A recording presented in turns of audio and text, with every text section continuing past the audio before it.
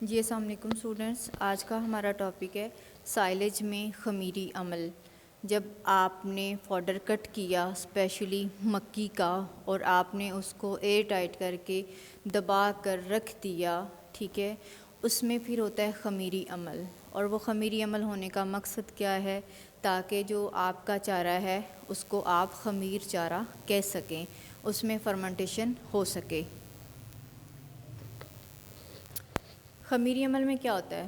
ابتدائی طور پر جب چارہ گڑے یا ڈبے میں ڈالا جاتا ہے تو اس میں کھلی ہوا میں پائے جانے والے جراثیم کی تعداد زیادہ ہوتی ہے، جو ایروبس بیکٹیریا ہوتے ہیں، جو ان دی پریزنس آف آکسیجن کام کرتے ہیں، ایروبک بیکٹیریا، ٹھیک ہے۔ دبائے جانے کے عمل سے آکسیجن کی کمی کی وجہ سے ان کی تعداد کم ہو جاتی ہے۔ جب آپ نے چارے کو دبایا اس میں آکسیجن کی ڈیفیشنسی ہوگی، کمی ہوگی، اور اس کمی ہونے کی وجہ سے جو ایروبک بیکٹیریا تھے ان کی تعداد جو ہے وہ کم ہو جاتی ہے، اور اس کی جگہ بغیر آکسیجن کے پرورش پانے والے جو جراثیم ہیں ان کی تعداد بڑھ جاتی ہے۔ اور عام حالات میں یہ اتنی تیزی میں ہوتا ہے کہ ان جراثیموں کی جو تعداد ہے وہ 2 سے 4 دن کے اندر فی گرام چارہ اربوں تک پہنچ جاتی ہے۔ اب اس کا مقصد کیا ہے؟ اگر جو ایروبک بیکٹیریا ہیں وہ زیادہ ہوں گے ایز کمپیئر ٹو انایروبک مائکروبس یا انایروبک بیکٹیریا تو اس کا نقصان ہوگا، بیکاز اگر اس میں آکسیجن ہے، ایروبک مائکروبس زیادہ ہیں تو ایروبک مائکروبس جو ہیں وہ ریسپریشن کا پروسیس کر دیں گے۔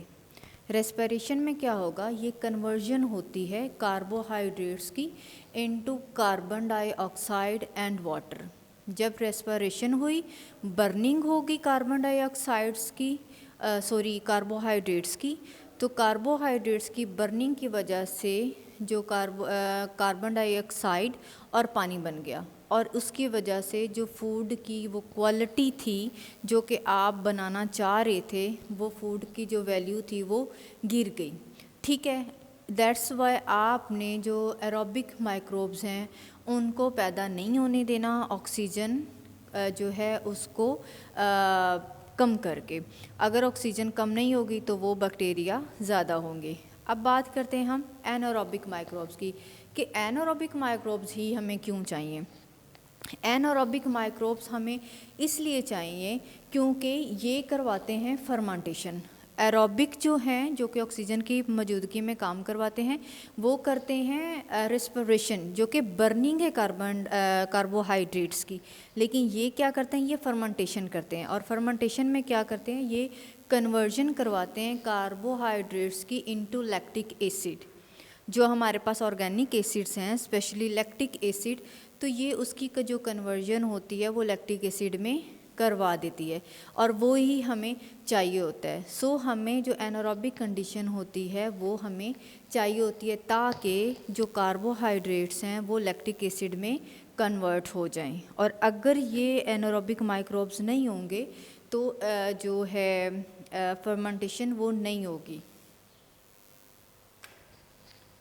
اگرچہ جو نباتاتی خامرے ہیں، انزائمز وغیرہ ہیں، وہ بھی آکسیجن کی موجودگی میں سرگرم عمل رہتے ہیں، تاہم اس خمیری عمل کا ایک غالب حصہ جراثیم کی مرہون منت ہے۔ اگرچہ اس میں انزائمز بھی ہیں لیکن انزائمز جو ہیں وہ اس میں اتنا ورک آؤٹ نہیں کرتے، اس میں جو بھی فرمنٹیشن ہوتی ہے وہ انایروبک مائکروبس جو ہیں ان کی ہی وجہ سے ہوتی ہے، اور انایروبک مائکروبس جو ہیں وہ فرمنٹیشن میں ہی ورک آؤٹ کرتے ہیں۔ تو جراثیم جو ہیں وہ چارے میں موجود حل پذیر شکر کو تحلیلی عمل سے چارے میں حرارت پیدا کرتے ہیں اور خمیری عمل سے خاص ترتیب سے مختلف تیزابوں میں تبدیل کر دیتے ہیں۔ اگر حل پذیر شکر کی وافر مقدار چارے میں موجود ہو تو اس کی تیزابیت کافی بڑھ جاتی ہے، اس تیزابیت کے بڑھنے کے ساتھ ہی خمیری عمل رک جاتا ہے۔ جی بیٹا، اس کا مطلب یہ ہے کہ ہمارا جو مین مقصد ہوتا ہے، ہم نے جو سائلیج ہے اس میں جو خمیری عمل ہے اس کا پرپس کیا ہوتا ہے کہ پی ایچ جو ہوتی ہے ہم نے اس کی کم کرنی ہوتی ہے۔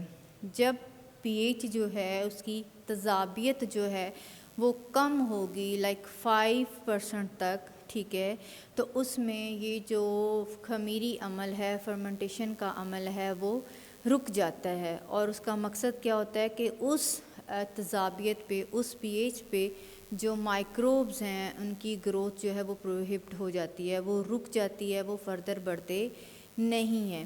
رہی بات ہمارے پاس جو کاربوہائیڈریٹس ہیں، ان کا کیا سین ہے بیٹا؟ جتنے زیادہ یہ جو شکر ہوگی، کاربوہائیڈریٹس وغیرہ ہوں گے ہمارے پاس، اتنے ہی زیادہ جو ہے بیکٹیریا ان کاربوہائیڈریٹس کو لیکٹک ایسڈ میں کنورٹ کریں گے. جب ٹمپریچر بڑھے گا، ٹھیک ہے، ان مائکروبس کی وجہ سے اور خمیروں کی وجہ سے، خامرے جو ہمارے پاس انزائمز کی وجہ سے، جب یہ مائکروبس ٹمپریچر کو انہانس کریں گے تو انہی ہی کاربوہائیڈریٹس کو وہ مختلف جو ہمارے پاس آرگینک ایسڈز ہوتے ہیں، ان آرگینک ایسڈز میں اسپیشلی لیکٹک ایسڈ جو ہے، یہ اس میں اس کو کنورٹ کروا دیں گے. اور جیسے ہی یہ جو ایسڈز ہیں وہ زیادہ ہوں گے تو وہ جو ہیں ایسڈز، وہ چارے کی جو پی ایچ ہے، اس کی جو تذابیت ہے، اس کو کم کر دیں گے. جیسے ہی اس کی جو وہ تذابیت ہے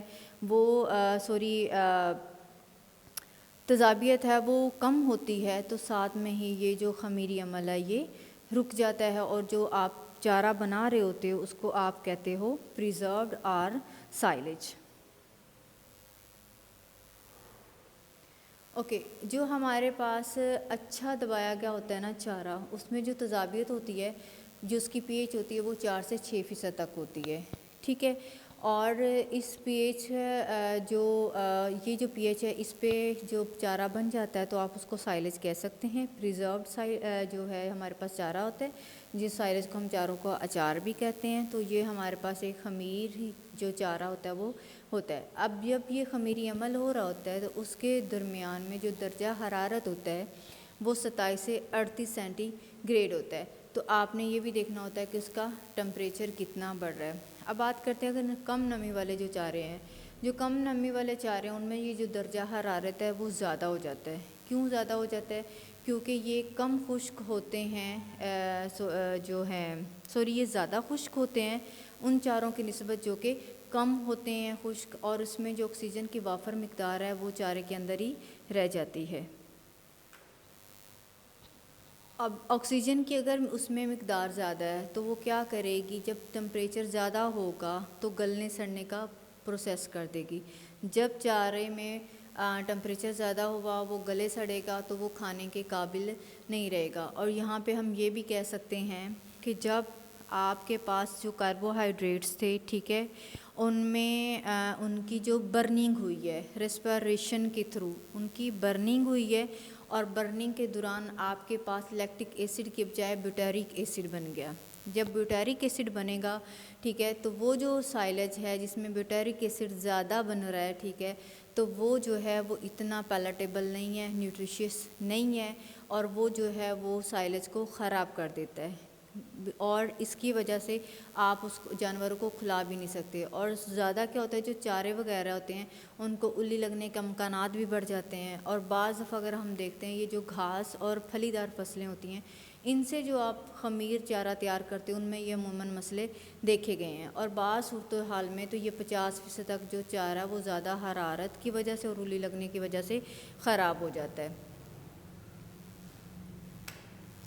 اب بات کرتے ہیں کہ جو چارے کی کٹائی ہوتی ہے، چارے کی فصل کی جو کٹائی ہے، اس کے بعد کیا ہوتا ہے، جو لمحات ہوتے ہیں ان کی فوراً توڑ پھوڑ ہونا شروع ہو جاتی ہے. جو اس میں کاربوہائیڈریٹس ہوتے ہیں وہ توڑ پھوڑ کا شکار ہونے لگ جاتے ہیں، پروٹینز وغیرہ، ٹھیک ہے. اور اس کی وجہ سے کیا ہوتی ہے، تذابیت کے بڑھنے اور وافر جو خشک مادہ کی صورت میں جو ہے وہ رک جاتی ہے. تذابیت اس میں جو ایسیڈیٹی ہے جو اس میں ایسڈز ہوتے ہیں اور اس کی جو پی ایچ ہوتی ہے وہ بڑھ جاتی ہے. اور اگر آپ یہ دیکھتے ہیں جو غیر جو لمحاتی نائٹروجن ہے، NPN وغیرہ کے جو سورسز ہیں ان پہ بھی کافی امپیکٹس آتے ہیں. اور وہ کیا ہوتے ہیں، وہ پہلے تو اس میں کافی زیادہ پائے جاتے ہیں، لیکن بعد میں وہ اس کی کنورژن کس میں ہو جاتی ہے، امائنس میں اور امونیا میں. لیکن یہ پہلے کتنے 40% تک ہوتی ہیں، اور ان کی جو کنورژن ہے توڑ پھوڑ کی وجہ سے وہ امونیا اور امائنس میں تبدیل ہو جاتے ہیں، جو کہ ٹھیک نہیں ہے، یہ بھی لاس ہے. اب بات کرتے ہیں آکسیجن کی عدم موجودگی کے ساتھ۔ عدم موجودگی جب ہوگی چارے میں موجود خشک مادہ جو ہے وہ تضابیت اور حل پذیر شکر کی مقدار میں بھی غیر چارہ کی تیاری میں اہم کردار ادا کرتے ہیں۔ اب آپ نے تضابیت جو ہے اس کو، حل پذیر شکر جو ہے اس کی جو مقدار ہے اس کو بھی آپ نے خصوصی مد نظر رکھنا ہے تاکہ آکسیجن کی جو عدم موجودگی ہے اس میں یہ چارہ بہترین بن سکے۔ اگر چارے کی فصل بہت زیادہ نمدار ہو تو اس میں حل پذیر شکر کی کمی ہو تو خمیر چارے کی تیاری میں مسائل پیدا ہوتے ہیں۔ دیکھیں اگر اس میں کاربوہائیڈریٹس ہی نہیں ہیں، ٹھیک ہے، کاربوہائیڈریٹس ہوں گے زیادہ تو ہی لیکٹک ایسڈ بنے گا، جب ایسڈ زیادہ پروڈیوس ہوں گے تو ہی اس کی پی ایچ جو ہے وہ ڈراپ ہوگی، تو ہمارے پاس جو شکر وغیرہ ہے اس کی جو کمی ہے وہ بہت مسائل کریٹ کر سکتی ہے اس وجہ سے۔ سیکنڈ چیز یہ ہے کہ جب ہم فرمنٹیشن کروانی ہوتی ہے ہم نے سائلیج میں تو سم ٹائمز ہم ایڈیٹیوز بھی یوز کرتے ہیں لائک مولیسس، تو اس سے کیا ہوتا ہے جو کاربوہائیڈریٹس کے پرسنٹیج ہوتی ہے وہ بڑھ جاتی ہے، جو پھلی دار چاروں کا خمیر بنانے میں یہ صورتحال عموماً پیش آتی ہے۔ اب ہے جو اچھی قسم کا خمیر چارہ تیار کرنے کے لیے جو اکثر فصلیں ہوتی ہیں ان میں خشک مادے کی مقدار جو ہے وہ 25 سے 35% تک درکار ہوتی ہے۔ لائک جب آپ نے سائلیج جو ہے اس کو بنانا ہے تو اس کے لیے جو آپ کراپ کو یوز کر رہے ہو آپ نے یہ بھی دیکھنا ہے کہ جس میں جو ڈرائی میٹر ہے وہ کتنا ہے، تو اس میں کیا 25 سے 35% تک ہوتا ہے۔ اب جو چارہ ہے اس میں خشک مادے کی کمی غیر پسندیدہ جراثیم کی تعداد میں تیزی سے اضافہ ہوتا ہے جو کہ لمحاتی نائٹروجن کی توڑ پھوڑ کر کے خمیرے کے چارے کو بدبودار اور اس کے ذائقوں کو ناگوار بنا دیتے ہیں۔ دیکھیں خشک مادے کی کمی، خشک مادے کی کمی سے کیا ہوگا، وہ جراثیم زیادہ پیدا ہو جائیں گے، ٹھیک ہے، اور وہ جو ہے جراثیم ہیں وہ سائلج بنانے کے لیے بیٹر نہیں ہے اور غیر لمحاتی نائٹروجن کی وہ توڑ پھوڑ کریں گے، بدبو پھیلائیں گے اور ذائقوں کو ناگوار کر دیں گے، اور اس وجہ سے جو سائلج ہے وہ ہائیلی پیلاٹیبل ہونے کے بجائے لیس پیلاٹیبل ہو جائے گا۔ اور وہ گھاس جس میں خشک مادہ کم ہو اور حل پذیر شکر کی مقدار تقریباً 15% تک ہو تو بھی آپ اس کو خمیر چارے کے طور پر استعمال کر سکتے ہیں۔ اب ہے ہمارے پاس وہ فصلیں جن میں جو مقدار ہوتی ہے ڈرائی میٹر کی وہ 10% سے کم ہو تو اس میں خمیر چارہ جو ہے بنانا مشکل ہو جاتا ہے، اسی لیے زیادہ نمدار چارے کا خمیر پذیر جو خمیر ہے وہ پذیر بنانے کے لیے ضروری ہے کہ اس میں جو حل پذیر شکر کی مقدار ہے وہ زیادہ ہو اور یہ زیادہ تضابی خاص کا حامل ہو۔ گھاس اور پھلیدار فصلوں سے مخلوط جو خمیر چارہ بنانے کے لیے بھی بہتر ہے کہ فصل کو کاٹنے کے بعد اور دبانے سے پہلے معمولی سا خشک کر لیا جائے، اس سے خشک مادے کی جو فیصد مقدار ہے وہ بڑھ جاتی ہے اور چارہ محفوظ کرنے کے لیے کم تضابیت کی ضرورت پڑتی ہے۔ آج کا ہمارا یہ ٹاپک تھا۔ مین چیز یہ ہے کہ آپ نے جو کاربوہائیڈریٹس کا کانٹینٹ ہے اس کو ضرور مد نظر رکھنا ہے، ٹھیک ہے، جو سائلیج میں اس کو کنورٹ کر کے لیکٹک ایسڈ کو پروڈیوس کروائے، لیکٹک ایسڈ پروڈیوس ہوگا تو پی ایچ ڈراپ جلدی ہوگی اور سائلیج بن جائے گا، ون تھنگ۔ دوسری چیز یہ ہے کہ آپ کے پاس بیوٹیرک ایسڈ نہیں پروڈیوس ہونا چاہیے، اگر بیوٹیرک ایسڈ پروڈیوس ہوگا تو سائلیج جو ہے وہ ہائیلی پیلاٹیبل نہیں ہوگا، اس کی جو ڈائجسٹیبلٹی ہے وہ کم ہوگی، اینیملز اس کا انٹیک نہیں کریں گے۔ Thank you.